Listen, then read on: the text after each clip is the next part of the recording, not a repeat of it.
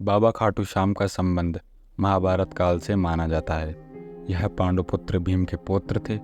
पौराणिक कथा के अनुसार खाटू श्याम जी की अपार शक्ति और क्षमता से प्रभावित होकर श्री कृष्ण ने इन्हें कलयुग में अपने नाम से पूजे जाने का वरदान खो दिया था।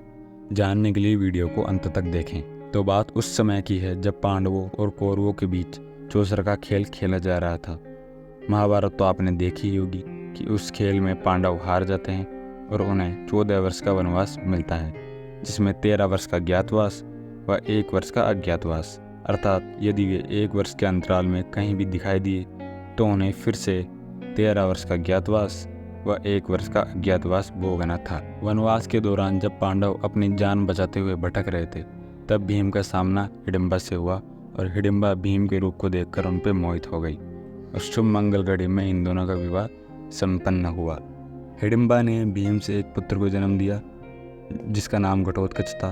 घटोत्कच से बर्बरीक पुत्र हुआ। बर्बरीक बाल्यकाल से ही बहुत वीर और महान योद्धा थे, क्योंकि वे अति बलशाली गदाधारी भीम और माता अहिलावती के पौत्र थे। उन्होंने युद्ध कला अपनी माँ तथा श्री कृष्ण से सीखी थी। महादेव की घोर तपस्या करके उन्हें प्रसन्न किया और 3 अमोघ बाण प्राप्त किए। इस प्रकार 3 बाणधारी के नाम से प्रसिद्ध नाम प्राप्त किया। दुर्गा ने प्रसन्न होकर उन्हें धनुष प्रदान किया, जो उन्हें तीनों लोकों में विजय बनाने में समर्थ था। महाभारत का युद्ध कौरवों और पांडवों के मध्य होना था। यह समाचार बर्बरीक को प्राप्त हुआ तो उनकी भी युद्ध में सम्मिलित होने की इच्छा जागृत हुई। जब वे अपनी माँ से आशीर्वाद प्राप्त करने पहुँचे, तब माँ को हारे हुए पक्ष का साथ देने का वचन दिया। वे अपनी नीले रंग के घोड़े पर सवार होकर 3 बाण और धनुष के साथ कुरुक्षेत्र की रणभूमि की ओर चल पड़े। सर्वव्यापी श्री कृष्ण ने ब्राह्मण वेश धारण कर बर्बरीक का भेद जानने के लिए उन्हें रोका और उनकी बातों को सुनकर उनकी हंसी उड़ाई कि वह मात्र 3 बाण से युद्ध में सम्मिलित होने आए हैं। ऐसा सुनकर बर्बरीक ने उत्तर दिया कि मात्र 1 बाण शत्रु सेना को प्राप्त करने के लिए पर्याप्त है। ऐसा करने के बाद बाण तुनीर में ही आएगा। यदि तीनों बाणों को प्रयोग में लिया जाए तो पूरे ब्रह्मांड का विनाश हो जाएगा। यह जानकर श्री कृष्ण ने उन्हें चुनौती दी कि वृक्ष के सभी पत्तों को भेद कर दिखलाओ। वे दोनों पीपल के वृक्ष के नीचे खड़े हो गए। बर्बरीक ने चुनौती स्वीकार करी और अपने तुनीर से एक बाण निकाला और ईश्वर को स्मरण करते हुए बाण पेड़ के पत्तों की ओर चला गया। बाण ने क्षण भर में पेड़ के सभी पत्तों को भेद दिया और श्री कृष्ण के पैर के इर्द गिर्द चक्कर लगाने लगा, क्योंकि एक पत्ता उन्होंने अपने पैर के नीचे छुपा लिया था।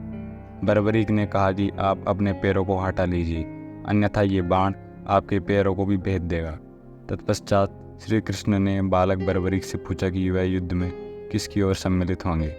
बर्बरीक ने अपनी माँ को दिए वचन को दोहराया और कहा कि युद्ध में जो पक्ष निर्बल और हार रहा होगा वे उसी पक्ष का साथ देंगे। श्री कृष्ण ने जानते थे कि युद्ध में हार तो कौरवों की ही निश्चित है। इस कारण अगर बर्बरीक ने उनका साथ दिया तो परिणाम गलत पक्ष में चला जाएगा। श्री कृष्ण ने वीर बर्बरीक से दान की अभिलाषा व्यक्त की। बर्बरीक ने उन्हें वचन दिया कि दान मांगने को कहा। ब्राह्मण ने उनसे शीश का दान मांगा।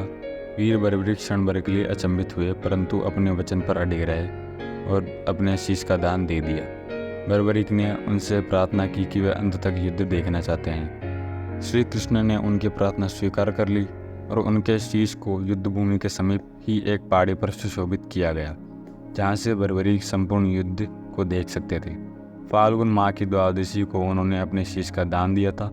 इस प्रकार वे शीश के दानी कहलाए। महाभारत युद्ध की समाप्ति पर पांडवों में ही आपसी विवाद होने लगा कि युद्ध में विजय का श्रेय किसको जाता है। श्री कृष्ण ने उनसे कहा कि बर्बरीक का शीश संपूर्ण युद्ध का साक्षी है। उनसे बेहतर निर्णायक भला कौन हो सकता है। सभी इस बात को सहमत हो गए और पहाड़ी की ओर चल पड़े। वहाँ पहुंचकर बर्बरीक के शीश ने उत्तर दिया कि श्री कृष्ण ही युद्ध में विजय प्राप्त कराने में सबसे महान पात्र हैं। उनकी शिक्षा, उपस्थिति, युद्ध नीति ही निर्णायक थी। उन्हें युद्ध भूमि में सिर्फ उनका सुदर्शन चक्र घूमता हुआ दिखाई दे रहा था, जो शत्रु सेना को काट रहा था। इस प्रकार श्री कृष्ण वीर बर्बरीक के महान बलिदान से काफ़ी प्रसन्न हुए और वरदान दिया कि कलयुग में तुम श्याम के नाम से जाने जाओगी। कमेंट में बताएं कि आप कभी खाटू श्याम जी के दरबार में गए हैं, और गए हैं तो वहाँ पर आपको कैसा महसूस हुआ।